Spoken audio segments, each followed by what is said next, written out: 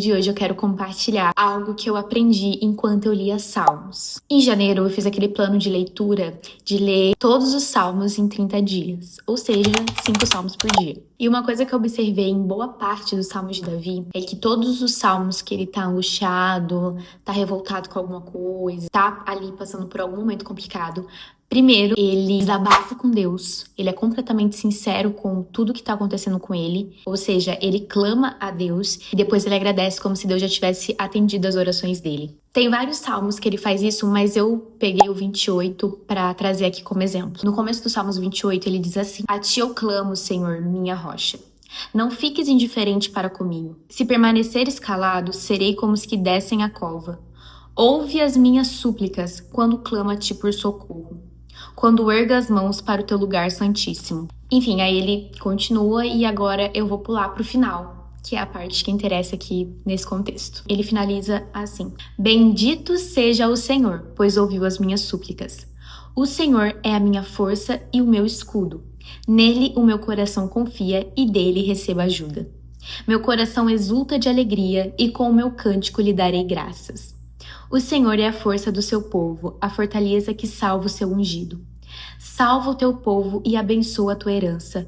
Cuida deles como o seu pastor e conduze-os para sempre.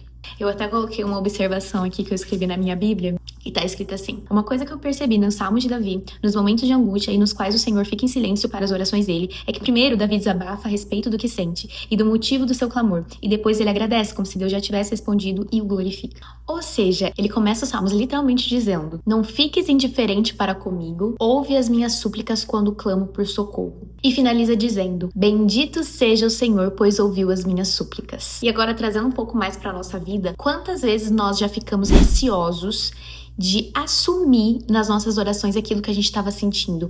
Porque é normal, às vezes a gente vai estar revoltado com alguma coisa. E é muita inocência da nossa parte achar que Deus não tá sabendo o que tá acontecendo com a gente. Só que aí a gente fica nesse receio, né, de desabafar com ele, porque às vezes a gente tá incomodado com alguma questão e aí a gente tem esse receio de ser sincero com ele. Às vezes a gente pegou em uma área que a gente não tá lidando muito bem com isso ainda, e a gente fica assim, com aquele: será que eu desabafo aqui ou será que eu guardo um pouquinho mais no meu coração? Só que, gente, Deus já tá sabendo de tudo. E quando a gente não é sincero nas nossas orações, nós acabamos fazendo orações falsas. Tem uma parte no livro Uma Vida com Propósitos que fala sobre os homens que mais tiveram amizade com o Senhor. E uma das características em comum entre todos eles é justamente que eles eram sinceros sobre as suas falhas e sobre seus sentimentos com Deus. Isso é uma coisa muito comum, principalmente no início da nossa conversão, no início da nossa caminhada.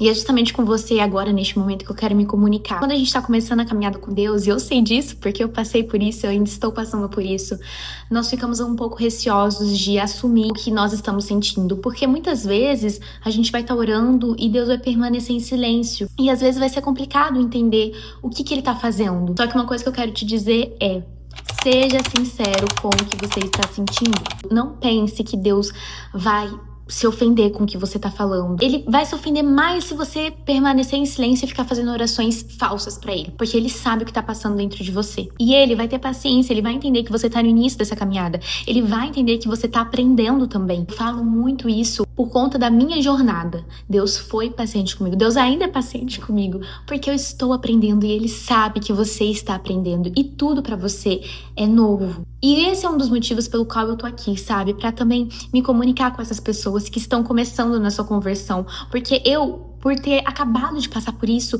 as coisas estão muito frias ainda na minha memória. Deus, ele sempre vai ser cuidadoso e compreensivo com a gente. E conforme a gente vai caminhando, a gente vai amadurecendo. E ele sabe disso. E ele sabe a fase que você está passando. Mas lembre de ser sincero com ele e de assumir aquilo que você está sentindo. É interessante a gente seguir esse padrão de Davi, que é: primeiro você clama a Deus, desabafa com ele, e depois você agradece, louva ele como se tudo já fosse resolvido. Porque afinal de contas, no tempo dele, ele irá resolver. Ele sabe da sua necessidade. Aproveitando que eu estou aqui Uma Vida com Propósito, eu vou ler um trecho desse livro que fala um pouco mais sobre isso. O primeiro elemento fundamental de uma amizade mais profunda com Deus é ser absolutamente sincero sobre suas falhas e sobre seus sentimentos. Uma outra parte ele fala inclusive de Davi. Ele diz assim: quando você lê as confissões emocionadas de Davi e de outros compositores, percebe que é assim que Deus quer que você o adore, sem reter absolutamente nada do que sente. É animador saber que todos os amigos íntimos de Deus, Moisés, Davi, Abraão, Jó, entre outros, defrontaram-se com dúvidas.